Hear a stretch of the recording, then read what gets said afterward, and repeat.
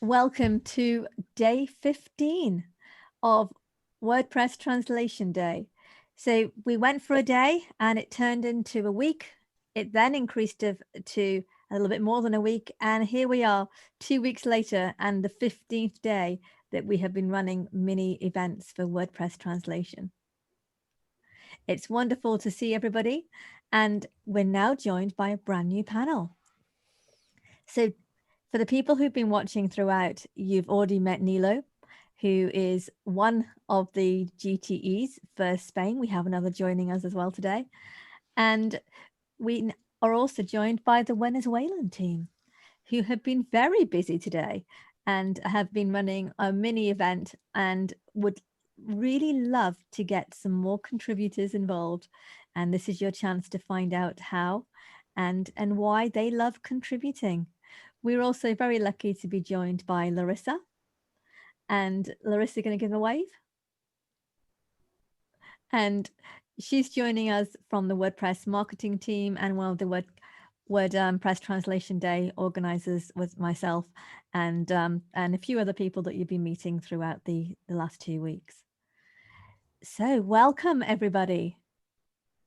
Welcome. So we're going to start with Javier. And Javier, you're also a general translation editor for Spanish, and you've been involved in the Venezuelan event today as well, and you're also a GTE there as well. So it'd be really nice to know how you got involved with translating WordPress in the first place. Well, en español. Yo soy traductor GTE en el equipo de traducción de España y en el equipo de traducción de Venezuela. He tenido esa suerte. Lo que a mí me interesa realmente es, bueno, pues que la comunidad se sienta arropada dentro del equipo y puedan ayudar y colaborar en las traducciones. Muchas veces no se consigue porque los colaboradores que llegan a nosotros, quizá a lo mejor por falta de medios o por falta de conocimientos, se nos quedan atrás.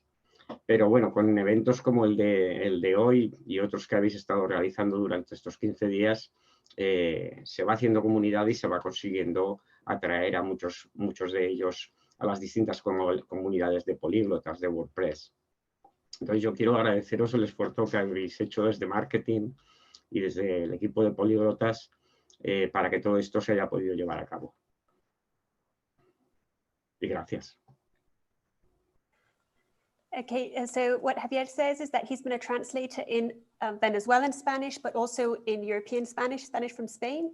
And he's interested in the collaboration that comes with the community. And he knows that some people sometimes stay behind because maybe they don't have the knowledge or they can't participate for any other reason. And that these events that we've been having throughout these past 2 weeks are helping attract new collaborators to the different polyglot teams.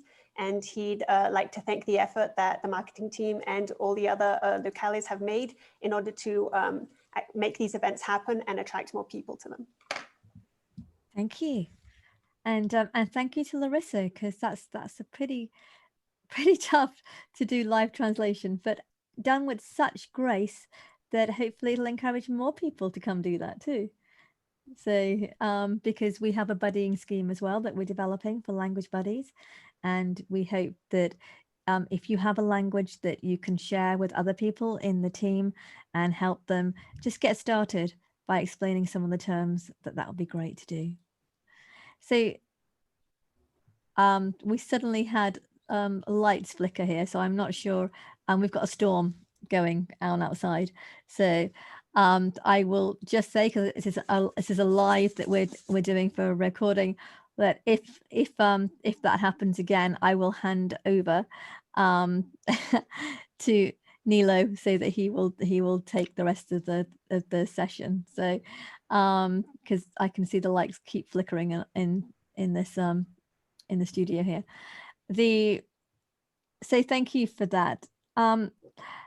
Miguel, would you like to tell us a bit about how you got involved with translating? I've been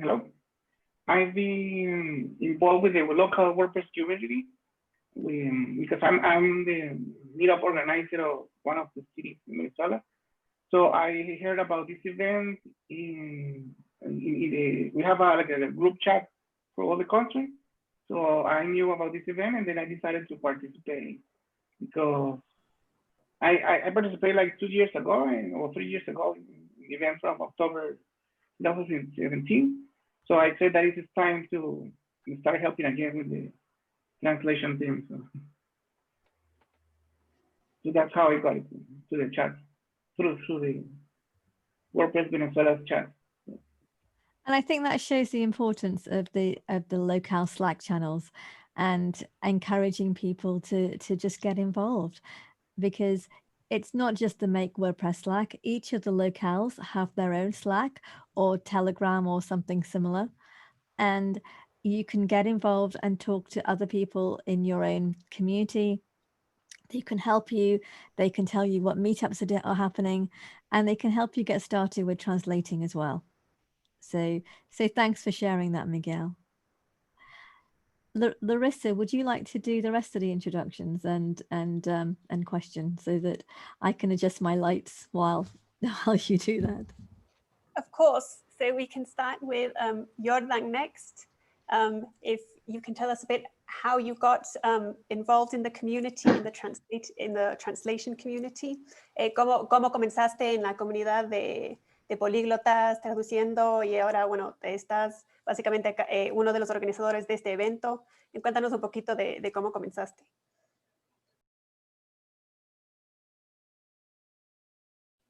Perdón, creo que tenía el micrófono apagado. Todo comenzó como un usuario final. Una vez entré y hace unos años, como 6, 7 años, y vi que un plugin que necesitaba usar estaba en inglés, entonces empecé a averiguar cómo traducirlo. Llegué a la comunidad, empecé a traducir realmente para español de España, que, bueno, yo creo que aparte del inglés, el idioma más traducido en WordPress es el español de España. Es decir, ha sido como el ejemplo a seguir a nivel global en el equipo de políglotas.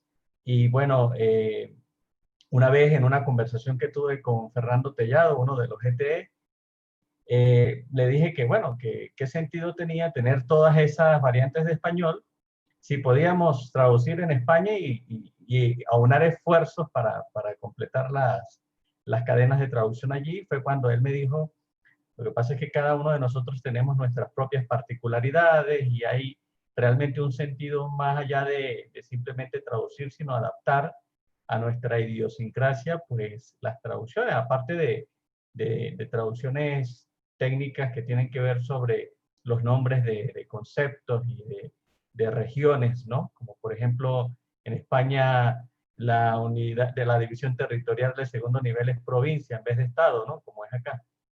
Y otras particularidades. Pero algo que se me ocurrió y que creo que ha tenido éxito es la colaboración entre variantes de español. En algún momento empecé a proponer eso en la comunidad y pues la gente empezó a participar y a día de hoy España y Venezuela son las variantes de español que están más traducidas dentro del ecosistema de WordPress y ha sido gracias al trabajo también que ha hecho el equipo de España. Entonces, de alguna manera, pues funciona y creo que este modelo se puede replicar a las otras variantes de español que existen, adaptándolas cada una a sus propias particularidades, ¿no? Terminológicas. Entonces, bueno, todo comenzó como usuario y me empecé a involucrar con la comunidad y afortunadamente, pues, he podido devolver parte de lo que he recibido con WordPress, ¿no? Como herramienta de software libre. Gracias. So what Yordan says is that he actually started as an end user and there was a plugin he was using that he saw was not translated into Spanish. He investigated a bit and he ended up in the Spanish in the Spanish community, but European Spanish, Spanish from Spain. And he saw, they were the biggest community, the example to follow. And he said, why do we have so many locales if all this is already, there's so much progress made already with European Spanish? And he had a conversation with Fernando Tellado, who's one of the GTEs, who encouraged him to actually localize the Spanish, because we do have many differences between countries, and many phrases and idioms used in Spain aren't replicated in Latin America and vice versa. So that really got him interested and so involved in the community now. And he really thinks that the collaboration between Spanish variants has taken off, and he'd like to see it happen within more locales in Latin America. So he has really gotten a lot out of the WordPress community and is excited to be giving back. Thank you. Thank you to both of you. Larissa, you don't have to translate this back. You've just started as a new contributor to Spanish, and you translated one of our onboarding videos, in fact, into Latin American Spanish. What would you say to someone getting started? So to someone getting started, I would say, well, I was in that position just mere months ago. I'd say the first thing to know about the WordPress community is that everyone is extremely open. In fact, as an example, during this mini translation event for Venezuelan Spanish, I actually asked Yordan, I'm new at this, what's the best way to approach this? And he gave me a lot of good tips. So I'd say ask anyone. If you've read the documentation on the WordPress.org and you still have doubts, ask someone and they're going to come back to you, because I've learned that everyone has dabbled at least a bit in translation, and they know the right person to contact, or maybe the right documentation you should read to get started. So I'd say just take that first step. It's really easy and everyone's super willing to help within the community. Thank you. It's really good advice. So we're going to have just a look at the importance of translating and why actually working together, doesn't matter which language that you're translating in, why working together has such an impact. So I'm going to ask that first to Nilo. Wow. Okay, if we just take into account the raw impact of your work, just taking, for example, the Spanish for Spain, I think we are about 10%. I think no, if it was a little bit about 5% of all the WordPress installations are translating currently into Spanish from Spain. If you add to that more than 1/3 of all the internet sites are made with WordPress, whenever it's a little bit scary just to see that. But whenever I approve a string for Spanish from Spain, roughly 15 million people get that string translated. That's 15 million people that can understand something that minutes ago they couldn't. And that's not only for WordPress developers and site owners. It's also for clients, for stores, from visitors for websites all over the world. So the impact of that is really important. Apart from that, yes, it's really important to have a huge community, because the work behind all of that is really big. Because just taking the plugins into account, we have more than I think it's 50,000 plugins and some 6,000 themes to translate. Also the core, all the apps, all the WordPress sites, the documentation, the handbooks. So that's a lot of work to do.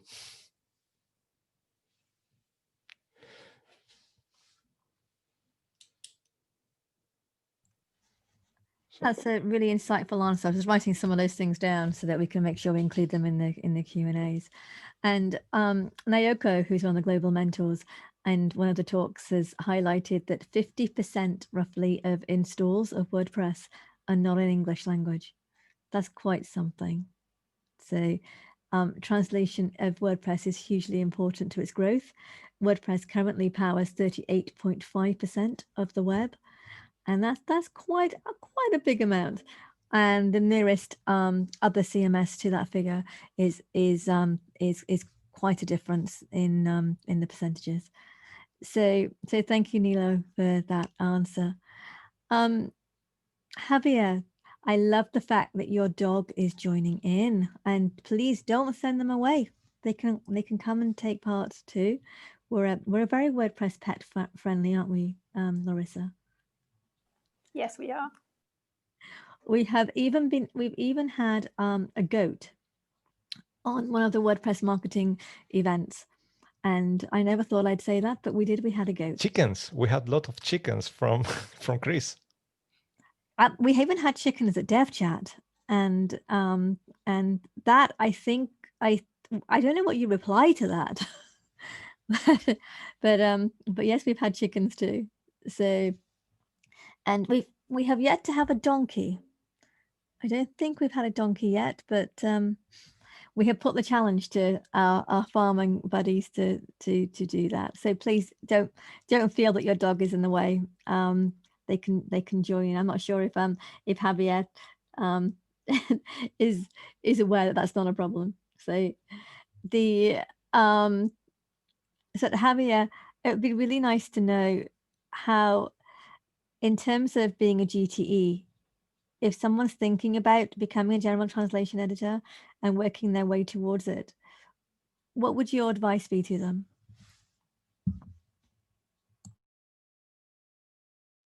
I can hear with my dog. Can you repeat, please, or translate? Sí, ¿qué consejos le darías a alguien que quiere ser un GTE?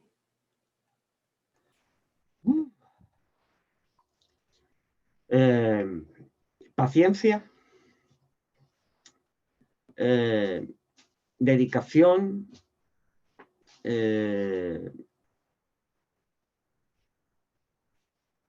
colaboración, consejo. Bueno, un montón de características que hay que mantener para poder hacer una labor de traducción continuada, apoyarte mucho en la comunidad y bueno, sobre todo, tener esa voluntad de ayudar a los demás.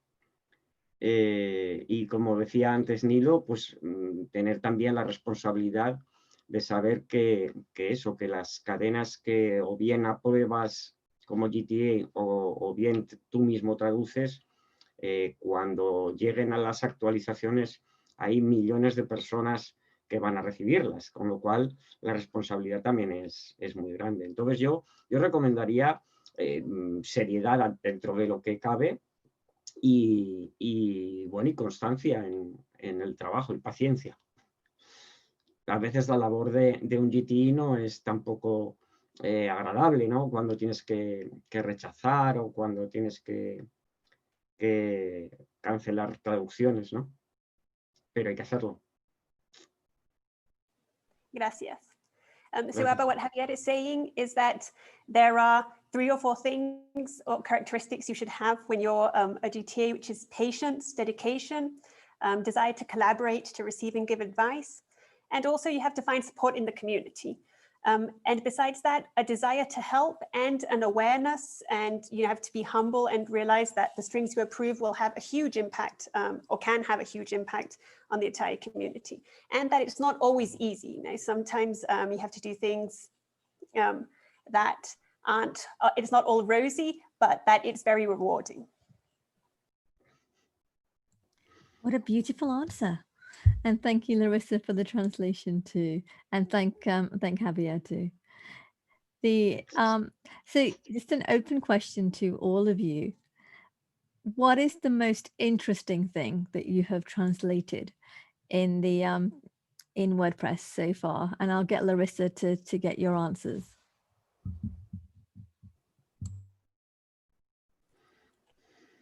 Entonces, bueno, ¿qué es el string o lo más interesante que han traducido? Yo no debería participar porque realmente, como recién estoy empezando, he tenido traducciones muy de errores de una sola palabra, así que yo paso. Pero comencemos con Nilo. Okay.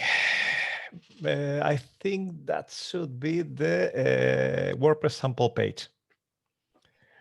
Whenever you install a fresh WordPress, you get that sample page, which says this is a sample page. It can be some information about your company, about yourself, and it gives you 2 examples. And the 2 examples are really corny because it's like, I'm a waiter at the day, but I want to be a live actor of the night. I love coffee, my friends, and in the Spanish community, you say, okay, as it's a silly example, just saying how you could do that, we could translate that. And we translate that, adapting to the Spanish, to that Spanish silliness, and it goes like, my name is something. I live in Mairena del Alcor, which is the town I was working at the time, and my dog is called Firulais. And and the funny thing about that is that many people doesn't delete that page. So if you look for that sentence in Google, you get like 60,000 pages with my name is that people, that someone from Mairena del Alcor. So Mairena del Alcor, which is a small town in the south of Spain, now gets into the results of Google because of the demo page of WordPress. I love that example. Miguel, do you have something that you have particularly enjoyed translating in the WordPress? So I enjoy that you can do multiple things at once. For example, you can learn how the plugin works or what it does. Sometimes when I see a sentence, I say, hey, where is this sentence comes from? And then I discover some new features of the plugin just by the string. Also, when I see the suggestion from Spanish from Spain, sometimes I learn how do they, the difference between the language. So it's almost like learning a cultural thing. And also, I enjoy I can learn technical English also. Sometimes, for example, I see, hey, I should say this error in this way, because it's different from talking. So it's like learning, both technical languages, culture from other countries, and new functionalities for the plugin. So that's something what I enjoy about translating.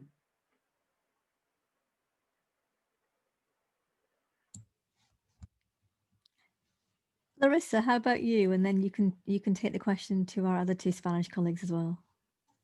Yes. So I was telling them in Spanish that since I'm a super newbie, I just started, my translations honestly haven't been that interesting. They've been just a couple of strings and mostly error messages. But I already got a few good tips today from the mini event where I can start more interesting things and really get involved.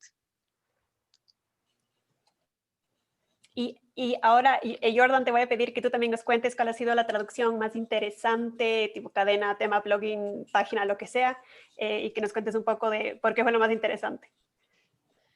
Bueno, ha habido muchas interesantes, ¿no? Porque los creadores de temas y a veces también en algunos plugins se ponen creativos, ¿no? Con los textos de prueba casi siempre. Entonces, hace poco traduje un tema que creo que se llama Halloween o algo así, parecido, y entonces todo es con temática de Halloween, ¿no? Por ejemplo, no hemos encontrado esta página porque se lo llevó una bruja o qué sé yo, ¿no? Entonces son textos graciosos, en verdad, que revelan la creatividad que tiene esa persona o ese estudio que realizó eso, pero entonces uno se ríe. De hecho, casi siempre cuando ocurre eso, tuiteo para que la gente vea, ¿no? Las traducciones curiosas que uno se va consiguiendo. También a veces algunas personas utilizan eso como un medio para expresar también cosas como que el esfuerzo que le dedican al desarrollo de ese software gratuito, y pidiendo quizás una ayuda encubierta, ¿no? Hace poco vi uno que hablaba como en onda narrativa, todo el esfuerzo que suponía hacer un tema y bueno, que generalmente hay muchas horas invertidas allí y al final pone, bueno, esto se puede solucionar si me brindas un café, ¿no? Entonces, todo era muy cómico, pero en verdad son muchas cadenas. Ahorita, o sea, no recuerdo ninguna que haya tenido un impacto tan fuerte como la historia que está contando o que acaba de contar Nilo, pero definitivamente siempre se consigue uno con cosas allí. Pero más allá de lo divertidas que son las cadenas, concuerdo que en el impacto que supone tener el software traducido para los millones de personas que usan hoy día un sitio en español, en el caso de nosotros, pero también en otros idiomas como el francés, el alemán, el italiano, etcétera, es poderoso porque realmente es hacer que esas personas logren sentirse a gusto y entender también que bueno, que tienen un software a la vuelta de la esquina y en su propio idioma. Entonces, es poderoso realmente esa sensación que tiene uno de que uno está ayudando a que eso sea posible, ¿no? A que eso se haga realidad. Gracias.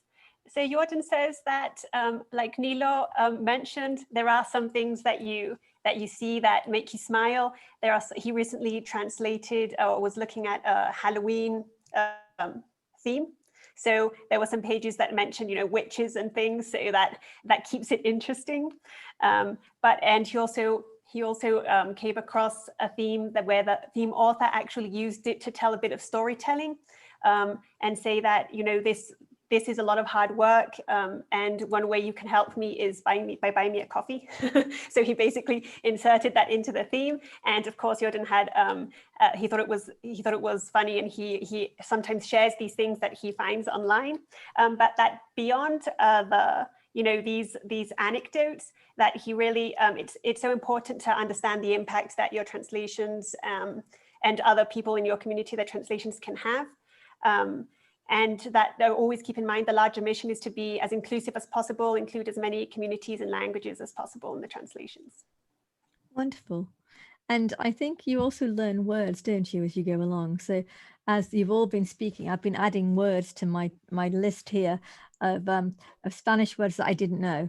And it's a very long list. But that's the way I learn. You know, it's the words that I think I follow about, and then I get lost. So I thought, okay, I'll write that word down and I'll go and look it up.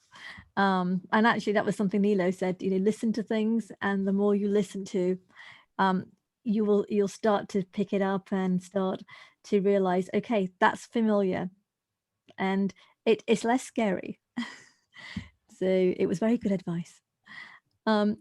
Just really in our wrapping up tonight, what is there anything else that you would all like to share about the Venezuelan and translating in the Venezuelan community, in the Spanish community at large, or about just being a polyglot?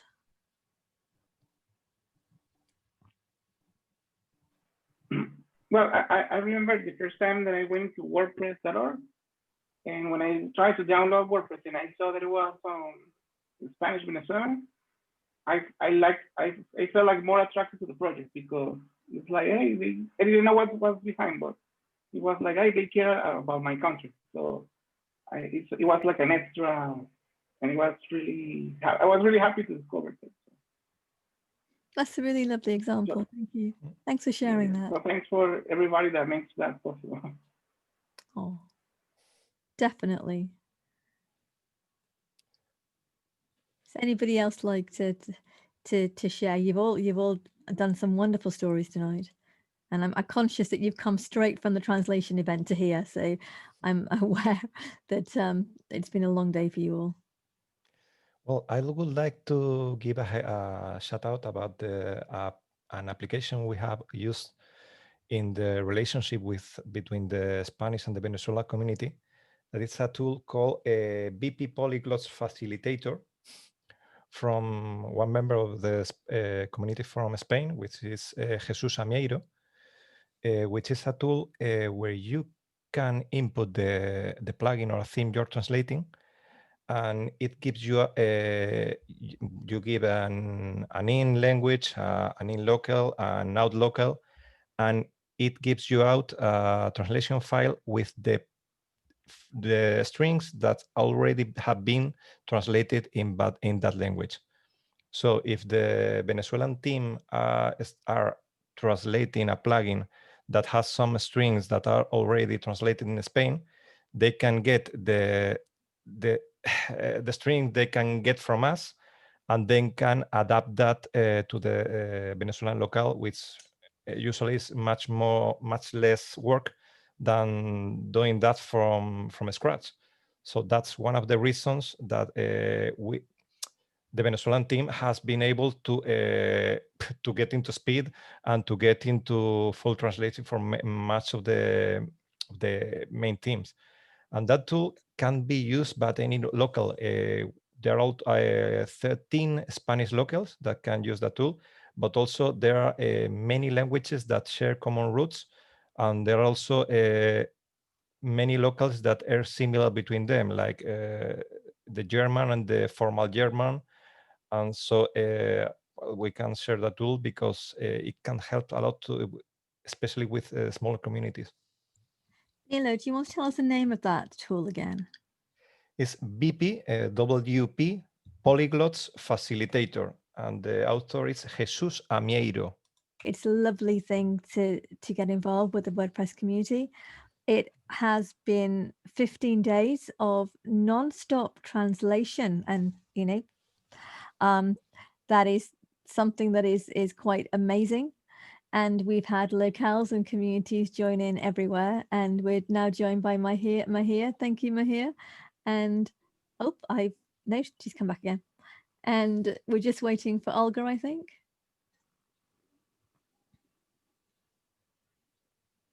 So Meher, we're here with the Spanish community and the Venezuelan event that we've been working with for the last few weeks. And actually one of the first ones who kickstarted this whole WordPress translation mini event series. So with a few of other local events. So it's been great to finish with yourselves as well, and for you to be here with us as we sign off. We lost her. I think she might be back. She's got some internet connectivity issues. So I reckon, Nilo, what do you think, that given that we've had 15 days, do you think that now we should add WordPress Translation Day 4 plus 15? Because, we have done this for 15 days. So, and by the time we finish tonight, it really will be 15 whole days that we've been doing this. So, how long can we keep on making daily events about translation? Well, I wonder if there's a Guinness Book of Records entry. Not that I'm suggesting that we should do that. I would get the warning look from Larissa if I suggested that. See, it can't be much longer. I don't think there should be a translation event that spans several days. That I don't know. Maybe there isn't. Maybe we should look into it and find out, is this the longest translation event that there has been? So we may have to look, and if we might be eligible for a record. We are in the Guinness Book of Records for the longest running WordPress translation event. I think it's definitely a WordPress record. What do you think? WordPress, I think so, but well, it might be the longest running translation event. We should look. We can beat that. We have pending the Spanish Translation Day. We can beat that. Okay. 16 days. That's divine. Maybe tomorrow. Well, if you continue it, then you have to continue it under the WPTD, the heading WP Translation Day, and we can just extend it. But we'll let you captain that, Nilo, and take that forward for WordPress Translation Day as a whole.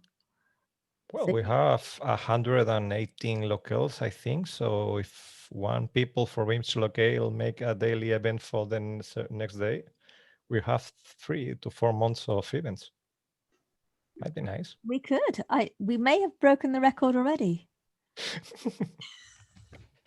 No doubt somebody will look and we can find out. We'll let you know. And but we now know somebody who will take it on. So I just want to do a big thank you to Meher, and he's been a co-organizer of this with myself and members of the Polyglot team. So basically every single team probably on Make has had some involvement in some way, and we'd like to say thank you to all of those teams for being involved. We've had some sponsorship. So Meher, do you want to just say about who sponsored our Zoom today? Today's Zoom is sponsored by my pet project called Unplugged Tech, where I interview people from tech and non-tech background. Thank you. And we've had sponsorship from GoDaddy Pro for with our podcasts and with prizes for our competitions. And we've had some sponsorship from Nonstop Business Support and a few other companies who've been able to help with just making it happen, because it's a community project, but there are costs behind it, and we were really grateful for everybody who's helped just to make it happen, especially when the tech failed, that on the free tech, and we needed to have a little bit more help.